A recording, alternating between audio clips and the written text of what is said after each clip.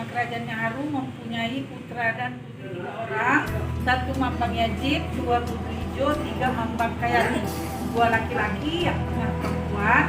Yang perempuan ini namanya Putri Ija, yang mau dipersuci untuk Aceh.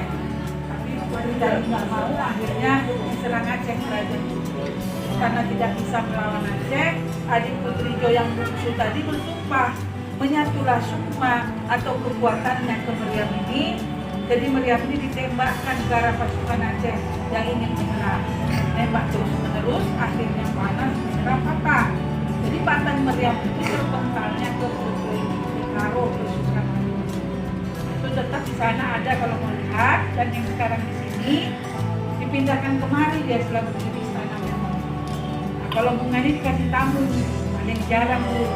Kalau air itu syaratnya mau dengar suaranya di sini. Kan juga ini kan lubangnya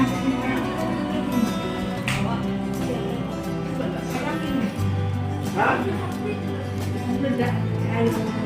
Siapa ini? Yang bodoh? Iya.